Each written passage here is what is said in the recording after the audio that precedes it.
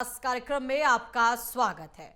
और बात आज हम सपा नेता आजम खान को लेकर कर रहे हैं, जिनकी मुश्किलें लगातार बढ़ रही हैं, मुश्किलें कम होने का नाम नहीं ले रही हैं। और हाल ही में मुश्किलें और बढ़ती हुई नजर आई है जब रामपुर की एमपी एमएलए कोर्ट की तरफ से हेट स्पीच के लिए उन्हें 2 साल की सजा सुना दी गई है। और यह आजम खान के लिए एक बड़ा झटका माना जा रहा है, सपा के लिए एक बड़ा झटका माना जा रहा है। सपा की सियासत पर 2024 से पहले ये जो पूरी तिगड़म है वो कहीं ना कहीं पूरी तरीके से सपा के लिए मुश्किलें पैदा कर सकती है, विशेषज्ञ ये भी कह रहे हैं। और सपा की सियासत पर इसका आने वाले दिनों में असर भी पड़ सकता है, ऐसा भी कहा जा रहा है। इससे पहले भी आजम खान को एक अन्य हेट स्पीच मामले में 3 साल की सजा हुई थी, बाद में हालांकि उससे बरी हो गए थे। इसी को लेकर आज हमारी पूरी चर्चा है कि उत्तर प्रदेश के अंदर इस समय ये जो स्थिति बनी हुई है आजम खान को लेकर, उनकी मुश्किलों को लेकर, क्या कुछ उससे समीकरण बदलेंगे उत्तर प्रदेश की राजनीति के?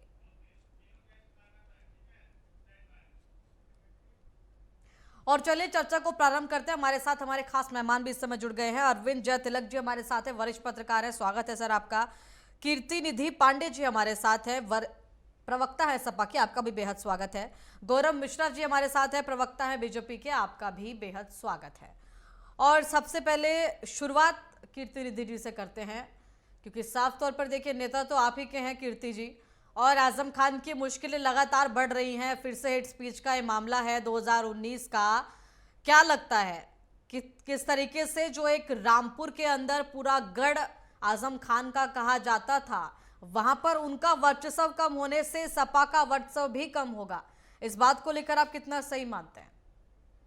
देखिए विशाखा जी, इस तरीके से आजम साहब के खिलाफ लगातार भारतीय जनता पार्टी की सरकार में मुकदमे थे और सारे मुकदमे बीजेपी सरकार बनने के बाद 80-90 मुकदमे लग गए थे।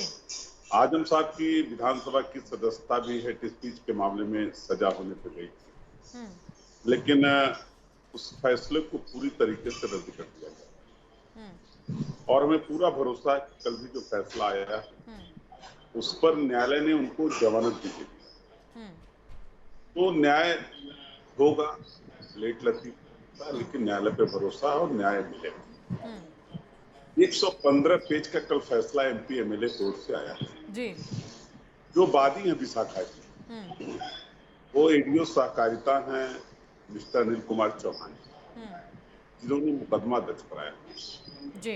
115 पेज के बयान का जब हम अध्ययन करते हैं, जब हम उससे जानकारी कलेक्ट करते हैं कि उन फैसले में किन किन बिंदुओं का उल्लेख, तो उसमें एक बिंदु अनिल चौहान जी का बयान यही दर्ज है कि हम पे दबाव बना करके मुकदमा दर्ज कराएगा, और एसडीएम ने कहा कि अगर मुकदमा नहीं दर्ज कराओगे तो मैं तुमको निलंबित कर दूंगा, इलेक्शन कमीशन हमको निलंबित करेगा और हम तुमको निलंबित। इस तरीके के प्रेशर के साथ मुकदमा दर्ज कराया गया और गवाही दिलवा करके इस तरीके से विपक्षी दलों के खिलाफ सरकारें साजिश करती। और मैं कई डिबेट्स में विशाखा जी बात होगा कि भड़काऊ भाषण के मामले पे एक कानून बन जाए, भड़काऊ भाषण पे एक कानून बन जाए, पूरे देश में सभी राजनीतिक दलों पे उसका इम्प्लीमेंटेशन हो, चुनाव आयोग उसकी निगरानी करे और चुनाव आयोग ईमानदारी से सबके खिलाफ कार्रवाई करे। ठीक, लेकिन और ये नहीं है कि केवल आजम साहब, तमाम ऐसे नेता भारतीय जनता पार्टी के पास भी देश के अंदर है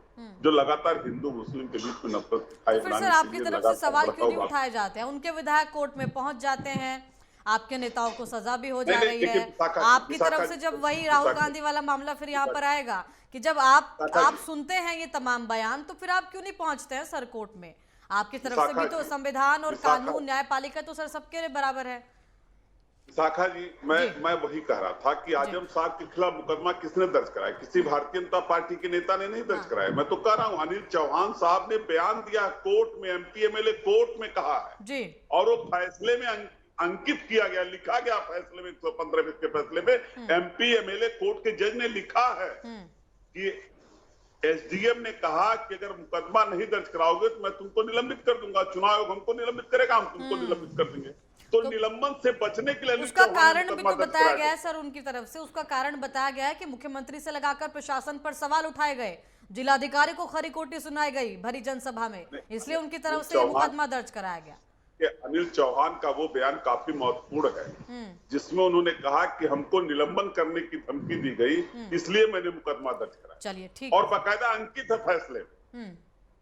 ठीक ठीक है अरविंद जी, जवाब दीजिए, क्योंकि कोर्ट के फैसले के बाद आपके विधायकों के बयान भी हम सुन रहे हैं। वो कह रहे हैं कि साफ तौर पर ये जो पूरा फैसला है वो नजीर बनेगा देश के लिए। अब नेताओं के मुंह पर ताले लगेंगे, चुनाव के भाषणों में बोलते हुए नेता सोच समझकर बोलेंगे। तो ये जो भाषा का प्रयोग है, ये जो सीमा है सर, राजनीतिक तौर पर चुनाव में जो भाषा इस्तेमाल होती है वो भाषा सबके लिए कंट्रोल होगी, या अरविंद जी, या फिर पूरी तरीके से हम कह सकते हैं कि विपक्षी पार्टियों के लिए ही सिर्फ नेताओं के मुंह बंद कराने के लिए ये पूरा फैसला नजीर बनेगा? विशाखा जी देखिए, कानून की चक्की धीमी ही सही लेकिन बहुत महीन पिसती है। इस पूरे प्रकरण के दो पक्ष हैं, एक तो कानूनी पक्ष है, दूसरा इसका राजनीतिक पक्ष है। जी। कानूनी पक्ष यह है कि अदालत ने अपना काम किया है। जिस तरह आजम खान साहब ने पूरी तरह से मुख्यमंत्री को कातिल कहा, रामपुर के जिलाधिकारी पर फप्तियां कसी और चुनाव आयोग को जो है संदेह के घेरे में लिया, तो स्वाभाविक रूप से उन्होंने जो एक सिस्टम पर सवाल उठाया, तो उसका जो है उनको जो है उस एवज में सजा हुई है। हाँ, ये कृतिनिधि पांडे जी कह सकते हैं कि कौन जो है उकसाया, कौन कहा कि जा करके मुकदमा कराइए, लेकिन सवाल उसका नहीं है जी। सवाल ये नहीं है कि शीशा कैसे फूटा, सवाल है कि पत्थर किधर से चले हैं। पत्थर तो आजम खान साहब के तरफ से चले हैं, शब्दों के पत्थर चले हैं, शब्दों के तीर चले हैं। देखिए, डैनियल जिबलाट एक बहुत बड़े राजनीतिक विज्ञानी थे हार्वर्ड विश्वविद्यालय के। उन्होंने अपने किताब में लिखा है कि हाउ डेमोक्रेसी डाई, मतलब लोकतंत्र कैसे मरता है। उन्होंने लिखा कि जब आप अपने राजनीतिक विरोधियों के खिलाफ जहर उगलना शुरू कर देते हैं, आप उनके ऊपर अनाप शनाप टिप्पणी करने लगते हैं, इसका सीधा तात्पर्य यह हुआ कि आपके पास कहने के लिए कोई सार्थक टिप्पणी नहीं है, कोई मुद्दा नहीं है। और चूंकि आजम खान साहब तो डॉक्टर लोहिया के जो समाजवाद के पुरोधा थे, उसका पट्टा झुलाते हैं। चाहे कहा जाता है कि समाजवादियों के पास अपनी एक बौद्धिक जो एक नीति होती है, बौद्धिक विचार होते हैं, उस पार्टी के हैं जी। एक बार इसी लखनऊ में जो है प्रसपा की मीटिंग चल रही थी, प्रजा सोशलिस्ट पार्टी की, डॉक्टर लोहिया वहीं पर थे। कुछ लोग जो है जवाहरलाल नेहरू के खिलाफ लुई माउंटबेटन को लेकर के समाजवादी लोग अनाप शनाप बोल रहे थे। डॉक्टर लोहिया ने तुरंत विरोध किया, उठ खड़े हुए, कहे कि आप क्या ये आप लोग बोल रहे हैं, आप लोग नेहरू जी के नीतियों का विरोध कर सकते हैं, नेहरू जी के व्यक्तिगत जीवन या व्यक्तिगत जो उनके उस पर सवाल कैसे खड़ा कर सकते हैं। तो लेकिन अरविंद जी, आपको लगता है कि ये जो सीमाएं आपकी तरफ से बताई जा रही है ये उस समय के लिए प्रेरणादायक हो सकती है, लेकिन आज ये जो सिद्धांत है वो हमें ये कहना कहीं पर गलत नहीं कि किसी पार्टी की तरफ से इतने बड़े सिद्धांतों का पालन नहीं होता है, वो चाहे बीजेपी है, वो सपा है या अन्य गृह पार्टियां हैं, सबकी तरफ से जहर उगला जाता है सर। विशाखा जी, बिल्कुल आप सही कर रहे हैं, लेकिन नैतिकता के उच्च आदर्शों का पालन कभी खत्म नहीं होता है। यह अलग बात है कि देश के सभी सियासी दल जो है इसमें डुबकी लगा रहे हैं, एक दूसरे के ऊपर जो है तंज कस रहे हैं, अनाप शनाप शब्दों से नवाज रहे हैं। केवल समाजवादी पार्टी ही नहीं, भाजपा, कांग्रेस, बहुतेरे दलों में इसी तरह के लोग हैं जो इस तरह की फप्तियां कस रहे हैं। लेकिन सवाल यह है ना कि जो लोग इसमें पकड़े जाते हैं, कानून के घेरे में आते हैं, तो वही तो कार्रवाई को झेलेंगे भी। तो मुझे तो लगता है कि समाजवादी पार्टी के लोगों को भी जो है जाना चाहिए अदालत। अगर भाजपा के, कांग्रेस के और लोग इस तरह की फप्तियों को क्यों नहीं जाते हैं अदालत में जी। केवल आप यह कहकर के बच नहीं सकते हैं कि सत्ताधारी पार्टी जो है जानबूझ करके आरोप लगा रही है, लेकिन सच्चाई तो है कि आप रोशनी में ये बात कहते हुए पकड़े जा चुके हैं, तब आपके ऊपर मुकदमा हुआ है जी। ठीक है अरविंद जी। गौरव मिश्रा जी, इस पूरे फैसले के बाद आपकी पार्टी के बयान भी विधायक का सामने आया है। सक्सेना साहब कह रहे हैं आपके विधायक कि ये तो होना ही था, हमें पता था, नजीर बनेगा देश के लिए, सीमाएं तय होंगी। ये सीमाएं सर विरोधियों के लिए तय हो रही हैं या आप अपने लिए भी, अपनी पार्टी के नेताओं के लिए भी ये सीमाएं तय करेंगे? गौरव जी तक आवाज हमारी नहीं पहुंच पा रही है।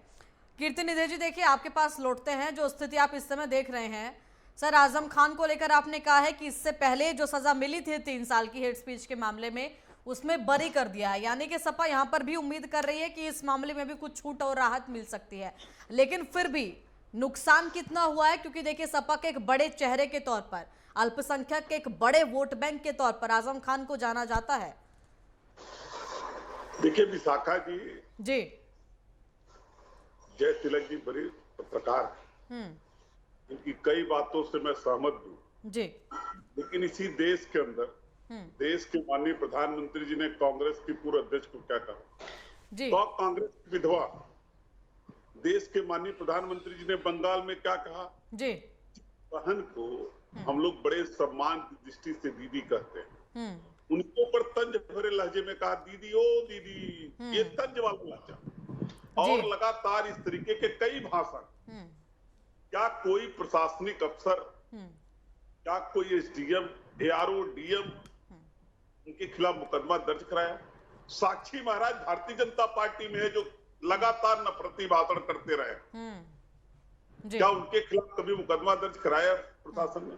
सवाल है, मैं तो कह रहा हूं कि नफरत की राजनीति नहीं होनी चाहिए। विपक्षी दल भी लोकतंत्र में विपक्ष का भी बहुत महत्व है। विपक्षी दल हो, सरकार में आप हैं, कल हो सकता है आप विपक्ष में हो, हम सरकार में, लेकिन सरकार में विपक्ष के साथ शत्रुता का व्यवहार नहीं होना चाहिए जी। मैं तो एक कानून बनना चाहिए जिसमें हेड स्पीच के मामले पे रोक लगाने संबंधी एक कानून हो, जिसको इलेक्शन कमीशन पूरी ईमानदारी और पारदर्शिता के साथ इम्प्लीमेंट करे और समाज में नफरती भाषण करने वाले, अगड़े पिछड़े की भाषण करने वाले, बीच में खाई पैदा करने वाले लोगों को इस पे रोक लगे। ठीक, लेकिन ये लगातार, मैं एक बात कहता रहा हूं कि लगातार आजम साहब के खिलाफ एक साजिशन मुकदमा। जय तिलक जी ने कहा कि आजम साहब ने भाषण दिया जी, लेकिन उस जजमेंट में अगर ये बात आ रही है, वाकई कह रहा है कि मैंने दबाव में मुकदमा दर्ज कराया था, एसडीएम ने निलंबित करने की धमकी दिया था इसलिए मुकदमा दर्ज कराया था। ठीक है, मैंने ये बात साबित है कि कहीं न कहीं सरकार साजिश करके मुकदमा दर्ज करा। चलिए ठीक है, गौरव मिश्रा जी आपसे जवाब चाहेंगे, क्योंकि देखिए साफ तौर पर आप सुन रहे होंगे, ये कहा जा रहा है कि साफ तौर पर नफरत की राजनीति करने वाले लोगों पर, नेताओं पर मुकदमे हों, सजा भी मिले, सपा भी ये कह रही है, लेकिन आप लोगों के लिए क्या ये सजा का प्रावधान नहीं है? क्योंकि आपके नेता जब बड़े बड़े बोल जाते हैं, वहां पर क्यों फिर ये सजा का प्रावधान और तमाम तरीके की चीजें हैं वो अटक जाती हैं? जी, पर ध्यान रखा जाए और वो मर्यादा के अनुकूल जो होना चाहिए। लेकिन जिनको सजा हुई है, आजम खान साहब अपने बदजुबानी के लिए जाने जाते हैं और ऐसे घृणित बदजुबानी करते हैं जिसको सार्वजनिक रूप से बोला भी नहीं जा सकता। न जाने कितनी लंबी फहरिस्त है। और सार्वजनिक रूप से जब कोई बयान देता है तो पब्लिक डोमेन में रहता है, कुछ छुपा हुआ नहीं रहता है, पर्दे के पीछे नहीं रहता है और उस पर कोई भी मुकदमा कर सकता है, उस पर न्यायालय संज्ञान ले सकता है, उस पर फैसला दे सकता है। यदि इन्हें लगता है कि भारतीय जनता पार्टी का कोई नेता ऐसा करता है, ये स्वतंत्र है, उसके विरुद्ध जाकर के मुकदमा करे और न्यायालय उस पर फैसला सुनाएगा। अभी प्रधानमंत्री जी के बारे में बोल रहे थे और भारतीय जनता पार्टी के बारे में बोल रहे थे कि जहां विपक्ष होता है उसको कुचलने का काम करते हैं। भारतीय जनता पार्टी ने ऐसा कभी कोई कार्य नहीं किया है जिससे ये दोषारोपण लगे कि सत्ताधारी दल होने के बावजूद भारतीय जनता पार्टी ने विपक्ष को कुचलने का काम किया है। वहीं विपक्ष को सर्वथा कुचलने का काम समाजवादी पार्टी के नेता, अभी परिणाम भी नहीं आया था, उसके पहले धमकी देना शुरू कर दिए थे कि 6 महीने तक ट्रांसफर पोस्टिंग नहीं होगी। अब कल्पना करिए कि यदि ये सरकार में आ गए तो हजारों लाशें बिछ गई होती। वहीं आप बिहार में देखिए किस तरीके से विपक्ष में, लेकिन गौरव जी वो ये कह रहे हैं कि साजिशतन करा गया है सब कुछ, क्योंकि इससे पहले देखिए आजम खान को बरी कर दिया गया कोर्ट की तरफ से, 3 साल की सजा हुई, फिर राहत मिल गई, तो साजिशतन जो ये पूरे मुकदमे हैं वो दर्ज कराए गए हैं एसडीएम की तरफ से। वो ये कह रहे हैं कि जो पूरे जजमेंट की कॉपी है उसमें कहा गया है कि जबरदस्ती मुकदमा दर्ज कराया गया, प्रेशराइज किया गया, उसके बाद वहां पर एफआईआर हुई। विशाखा जी, ये तो पूरी तरह से गलत दोषारोपण है। न्यायालय भारतीय जनता पार्टी नहीं चलाती। यदि दबाव देकर के भी यदि अगर एफआईआर दर्ज कराया जाता तो निश्चित रूप से उसके फैक्ट जो है न्यायालय में आते और न्यायालय उसको संज्ञान में, अदालत उसको संज्ञान में लेती। लेकिन अदालत चलाने का काम भारतीय जनता पार्टी का नहीं है। हो सकता है ये लोग चलाते हो, न्यायालय को भी संचालित करते हो, लेकिन हमारी सरकार इस तरह का कार्य नहीं करती। और उसमें जो फैक्ट्स हैं, जो क्रेडिबल एविडेंसेस है, उसके आधार पर उनको सजा हुई है और वो भुगतना पड़ेगा। राहुल गांधी जी को भी हुई है और विपक्ष के तमाम नेता जिस तरीके से भारतीय जनता पार्टी के शीर्ष नेताओं को अनाप शनाप बोलते हैं, गलत बदजुबानी करते हैं, वो पब्लिक डोमेन में कुछ छुपा हुआ नहीं है। आप देखिए पश्चिम बंगाल में क्या स्थिति है, किस तरह से रोदा जा रहा है विपक्ष को, उनकी हत्याएं की जा रही है। ऐसा कहां दिखेगा जहां भारतीय जनता पार्टी की सरकार है, बिना गैर लोकतांत्रिक तरीके से बिना परमिशन लिए हुए 1-1 साल तक लोग सड़कों पर हुड़दंग कर रहे हैं, धरना दे रहे हैं, शाहीन बाग जैसे आंदोलन चला रहे हैं। आप बताइए गैर लोकतांत्रिक ये है कि हम लोग हैं और वही सब आपस में मिल बैठ करके आज महागठबंधन बना करके रखे हुए या उसकी कवायद कर रहे हैं। जी ठीक है, पांडे जी आप जवाब दीजिएगा, उसके बाद मैं अरविंद जी के पास पहुंचती हूँ। देखिए उनकी तरफ से कहा जा रहा है कि जब आपके द्वारा इस तरीके के भाषण यदि बीजेपी के किसी नेता की तरफ से कहे जाते हैं और पब्लिक डोमेन में यदि ऐसे भाषण दिए जाते हैं तो आप भी आवाज उठा सकते हैं। आप क्यों नहीं पहुंचते हैं सर कोर्ट में, आपके नेता क्यों नहीं पहुंचते हैं? उनकी तरफ से तो सजगता दिखाई जाती है कि जब जब ऐसा हुआ है वो कर रहे हैं। मुश्किलें तो आपके लिए हैं सर कि 2024 सर पर है और आपके बड़े बड़े नेताओं पर अब कोर्ट की तरफ से सजा सुनाई जा रही है। ये तो मुश्किल बड़ा क्षण आपके लिए है। विशाखा जी, क्या आजम साहब के खिलाफ कोर्ट गई थी भारतीय जनता पार्टी? आजम साहब के खिलाफ मुकदमा लिखाया था सहकारिता के एडीओ ने, अनिल कुमार चौहान आबादी, और उनका बयान है, मैंने कहा ना साजिशन इसलिए कह रहा हूँ कि उन 115 पेज के फैसले में उनका बयान दर्ज है जिसमें उन्होंने कहा कि मुझे एसडीएम ने कहा अगर आप मुकदमा नहीं कराओगे आजम खान के खिलाफ, जब प्रशासनिक अधिकारियों के खिलाफ बोलेंगे, वो जहर उगलेंगे, उनके कार्यशैली पर सवाल उठाएंगे, तो फिर सर अधिकारी को तो सब ज्ञात है ना कि कहां से क्या चीजें न्यायपालिका की तरफ से की जा सकती हैं। अधिकारी तो कदम उठाएगा ना सर, नेता उठाए या ना उठाए। जी बिहार याद आता, अपना उत्तर प्रदेश इनको नहीं याद आता कि पर्चा दाखिला के वक्त लखीमपुर में महिला की साड़ी खींच ली गई।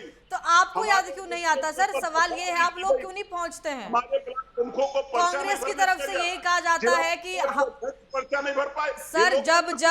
जब ऐसी बातें आती हैं, जब शब्दों का प्रयोग होता है, वो लोग पहुंच रहे हैं कोर्ट में, वो सजा दिलवा रहे हैं, वो कांग्रेस है, आप लोग सजग क्यों नहीं है? आपकी तरफ से क्यों कदम नहीं उठाए जाते हैं? आपने कहा अभी कि बंगाल में स्पीच दी गई है, अलग अलग चुनाव में दी गई है। जब आपके सामने भारतीय जनता पार्टी के नेता यदि अपशब्द बोलते हैं तो आप लोग पहुंच सकते हैं सर, न्यायपालिका के दरवाजे सबके लिए खुले हैं। पांडे जी देखिए विशाखा जी, मैंने यही तो आपसे पूछ रहा हूँ, क्या आजम के खिलाफ बीजेपी कोर्ट गई थी मुकदमा दर्ज कराने? प्रशासनिक अधिकारी मुकदमा बीजेपी सर चुटकी तो ले रही है आपकी। बीजेपी के विधायक क्या कह रहे हैं कि ये तो होना था, तय था, और इलेक्शन कमीशन निष्पक्षता के साथ काम कर रहा है। तो जैसे आजम खान के खिलाफ मुकदमा दर्ज हो, वैसे भारतीय जनता पार्टी के उन नेताओं के खिलाफ भी दर्ज होना चाहिए था जिसने भड़काऊ बात। अरे आप कराएंगे सर तभी तो होगा, आपकी तरफ से आवाज उठाई जाएगी तभी तो होगा। दर्ज करेगा। ठीक है पांडे जी, ठीक है।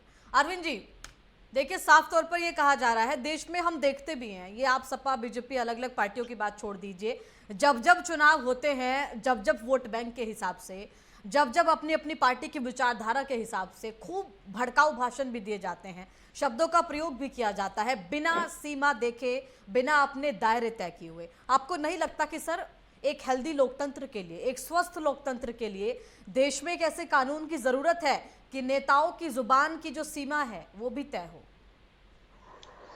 बिल्कुल विशाखा जी, देखिए भारत जो है लोकतांत्रिक रूप से बहुत एक समृद्ध देश है जी, और राजनीति करने वाले व्यक्तियों के लिए चरित्र की सूचिता और वाणी की पवित्रता जो है एक शर्त के तौर पे होनी चाहिए। लेकिन यह दुर्भाग्यपूर्ण है कि यह हमारे जो पारंपरिक तौर पे राजनेता थे आजादी के दौरान जो है, जो एक अपना एक मापदंड रखे, एक पैरामीटर रखे राजनीति का, उससे पूरी भारतीय राजनीति जो है अपने आप को अलग कर ली है। सत्ता की चाह जो इस कदर हो गई है कि येड के प्रकार कुछ भी बक करके, कुछ भी कह करके, कुछ भी आरोप लगा करके जो है सत्ता की श्रेणी को तय करना है। देखिए गाली गलौज जो है मनोरंजन उद्योग की तरह सियासत में भी एक हथियार के तौर पे इस्तेमाल किया जा रहा है। और मजेदार बात यह है कि इस देश की जनता भी कहीं ना कहीं उस पर ताली बजाती नजर आती है। कीर्ति नाथ पांडे जी विद्वान प्रवक्ता है, मैं उनकी इस बात से सहमत हूँ कि एक अधिकारी ने जो है कहा, लेकिन क्या मान लीजिए वो अधिकारी अगर नहीं मुकदमा कराया होता तो क्या आजम खान साहब द्वारा कही गई बातें जो है बहुत अच्छी होती? क्या ये जनता द्वारा स्वीकार्य होती? क्या उसका नैतिकता कुछ नहीं होना चाहिए? मैं यही बात भाजपा के लिए भी कह रहा हूँ, और सपा के लिए नहीं कह रहा हूँ, कांग्रेस के लिए भी कह रहा हूँ। देखिए मैं पांडे जी की बात से सहमत हूँ कि इस देश में कानून बनना चाहिए, और ऐसे लोगों को मैं एक उदाहरण देता हूँ। बिहार के एक सांसद थे जेबी कृपलानी साहब को केवल कह दिए थे CIA का एजेंट, जी। नेहरू जी जो है दोबारा उनको जो है अपनी पार्टी से निकाले ही नहीं, टिकट भी नहीं जी। दिए। तो क्या भारतीय राजनीति में जो सियासी दल है उनके पास इतना दम है कि चाहे बड़े नेता हो चाहे आज छोटे तो नेता उल्टा हो, है सर इसका। अगर आज उल्टा हाँ, है, जो जो जितनी बिल्कुल, नफरत की बिल्कुल। राजनीति करता है हाँ, उसको उतना ही आगे पार्टी में उसके पद और कद दोनों बढ़ा दिए जाते हैं। आज उल्टा है। इसीलिए जी। जी, लेकिन इसीलिए तो जो है जो भारतीय राजनीति जो है पूरी तरह से दूषित होती जा रही है। और जो हमारा आज देखिए ना उत्तर प्रदेश विधानसभा में 43% जो है जी। जो है दागी लोग पहुंचे हैं। भारत के हर राज्यों में इसी तरह से है। और दुर्भाग्यपूर्ण यह कि समाजवादी पार्टी के सबसे अधिक विधायक है, राष्ट्रीय लोक दल के सबसे अधिक विधायक है, हालांकि उनकी संख्या कम है, तो उस अनुपात में करीब जो है करीब 63% है। जी। तो ये मेरा मानना है कि सभी राजनीतिक दल भाजपा जो है, सपा जो है, बसपा अपने अपने लोग ऐसे लोगों से दामन छुड़ाए, क्योंकि अगर देश में जो है स्वच्छता की राजनीति करनी है तो कहीं ना कहीं जो है सफाई करना बहुत आवश्यक है। और कानून को भी जो है ऐसे लोगों की बाह मरोड़ना चाहिए, गर्दन मरोड़नी चाहिए जो कि जो है लोकतंत्र को कलंकित करते हैं। और ऐसे लोग जो है पूरी भारतीय राजनीति ही नहीं, एक जो जन स्वीकार्यता होती है, भारतीय जो गण का जो एक जनमन होता है, उसको भी कहीं ना कहीं जो है कलंकित करते हैं। ठीक है जी विशाखा जी। ठीक है, गौरव मिश्रा जी आप जवाब दीजिए। देखिए साफ तौर पर सर पिछले कुछ दिनों की अगर हम बात करें तो लगातार विपक्षी नेताओं को सजा भी हो रही है। विपक्ष के मुख्य नेता राहुल गांधी की हम बात कर रहे हैं तो उनको तो राहत है ही नहीं। कांग्रेस छटपटाकर पूरे देश में मौन सत्याग्रह चला रही है। लेकिन सर दायरे आप लोगों के लिए भी हैं और विपक्ष की तरफ से भले ही अभी इस बात की संवेदनशीलता को नहीं समझा जा रहा है, उनकी तरफ से सवाल भले ही नहीं उठाए गए हों, लेकिन वो बयानबाजी, वो शब्द अक्सर हम सब सुनते हैं कि किस तरीके से नेताओं के द्वारा आपके भी पार्टी के प्रयोग होते हैं और वहां पर इस तरीके के प्रयोग किए जाते हैं कि एक सटीक पर्टिकुलर वोट बैंक तक वो शब्द पहुंचते हैं और चुनाव को प्रभावित करते हैं। जी हाँ विशाखा जी, हम सहमत है। अरविंद जी ने बहुत विस्तार से इस पक्ष को रखा और आपने देखा होगा उमा भारती जी के एक बयान के कारण ही उनको अपने मुख्यमंत्री की कुर्सी गंवानी पड़ी थी। भारतीय जनता पार्टी एक संस्कारों का संस्थान है। हमारे यहाँ कार्यकर्ताओं की जो नर्चरिंग होती है, कभी भी अपशब्द और गलत बयानबाजी को बढ़ावा नहीं दिया जाता है। यद्यपि अगर कुछ लोग ऐसा करते भी हैं तो विपक्षी भी स्वतंत्र है और कोई भी स्वतंत्र है उसके विरुद्ध न्यायालय में या कहीं भी मुकदमा करने के लिए। भारतीय जनता पार्टी के नेता कभी भी ऐसे संस्कारों को प्रश्रय नहीं देते जो समाज में वैमनस्यता फैलाए, आजम खान साहब की तरह भारत माता को डायन बोले या इस तरह के अनाप शनाप बयानों का सहारा ले। हम इसका सर्वथा विरोध करते हैं और एक स्वस्थ बयानों का और स्वस्थ भाषण की पैरवी करते हैं। मुझे लगता है कि एक कानून होना चाहिए और सबके ऊपर लागू होना चाहिए, भारतीय जनता पार्टी के नेताओं के ऊपर भी लागू होना चाहिए और इसमें विपक्ष अगर तत्पर रहे और वो बताए, पॉइंट आउट करे कि कौन हमारा नेता किस तरह का बयान दे रहा है, उसके खिलाफ जायज कार्रवाई होगी। मुझे लगता है एक चश्मे से देखने की आवश्यकता नहीं है, लेकिन जिस तरीके से भारतीय जनता पार्टी के नेता और दुनिया के सबसे ताकतवर नेता को केंद्र बिंदु में रख करके विपक्ष के लोग पानी पी पी करके गाली देते हैं और खुलेआम स्लोगन देते हैं, हाँ चौकीदार चोर है, चोर जैसे शब्दों का प्रयोग करते हैं। आप सोचिए मर्यादा कहाँ रह जाती है, तार तार हो जाती है। और आजम खान साहब तो महिला को भी नहीं छोड़े, मातृशक्ति को भी नहीं छोड़े, तो ऐसे लोगों को तो सजा होनी ही चाहिए। ऐसे लोगों को जेल के अंदर ही होना चाहिए, बाहर रहने लायक नहीं है। जो समाज को प्रदूषित करके उसको सामाजिक रूप से प्रतिनिधित्व करने का अधिकार ही नहीं होना चाहिए, चाहे कोई हो। बिल्कुल बिल्कुल सर, नफरत की राजनीति करने वालों को वाकई में किसी भी प्रतिनिधित्व का जो अधिकार है वो नहीं होना चाहिए, ये साफ तौर पर स्पष्ट है। लेकिन गौरव जी सवाल ये भी है कि आजम खान को इस सजा को लेकर 2024 से पहले पूरे रामपुर के गढ़ में सपा का कितना बड़ा नुकसान आप इसको समझेंगे और अपना कितना बड़ा फायदा समझेंगे, क्योंकि आपके उस क्षेत्र के जितने नेता हैं, प्रतिनिधि हैं, वो बड़े गदगद हैं इस बात से, बड़ी खुशी भी उनकी झलक रही है, बयान भी सामने आ रहे हैं। देखिए रामपुर की जनता किस तरीके से आजम खान साहब के आतंक से मुक्त हुई है, वहां के चुनावों ने इसका परिणाम दिया है। और किस तरह से आजम खान का एक छत्र वहां पर राज होता था और जिस तरीके से वो शासन को चलाते थे, ऐसा लगता था कि अकेले वही सामंत है, बाकी सब उनके गुलाम है। और अपने ही लोगों के ऊपर गलत तरीके से तमाम उल्टे सीधे कार्रवाई उन्होंने कराए सियासत में रहते हुए। तो मुझे लगता है कि वहां की जनता भी बहुत खुश है, प्रसन्न है और ऐसे लोगों को मुख्य धारा से एलिमिनेट करना ही अच्छा है। और न्यायालय ने सही प्रमाण देखा होगा, इसीलिए इनको सजा दी। ठीक है, साफ तौर पर सर न्यायालय के किसी भी फैसले पर सवाल उठाने का कोई अधिकार किसी को नहीं है, लेकिन ये जो फैसले हैं वो सभी के लिए नजीर इस तरीके से बने जिसमें सभी राजनीतिक पार्टियां और सभी नेताएं, इस बात की उम्मीद हम भी कर सकते हैं। आप तीनों का बहुत बहुत धन्यवाद अपना समय देने के लिए, चर्चा में भाग लेने के लिए। तो बात देखिए आजम खान को लेकर कर रहे थे जिनको फिलहाल सजा दी गई है कोर्ट की तरफ से हेट स्पीच के मामले में। और ये कहीं ना कहीं पूरा फैसला नजीर के तौर पर आने वाले चुनाव के लिए देखा जा रहा है, सभी पार्टियों के नेताओं के लिए। अब ये देखना होगा कितना नजीर ये बन पाता है। फिलहाल के लिए इतना ही, फिर से हाजिर होंगे किसी मुद्दे के साथ। आप बने रहिएगा हमारे साथ, देखते रहेगा नेटवर्क 10। जय हिंद।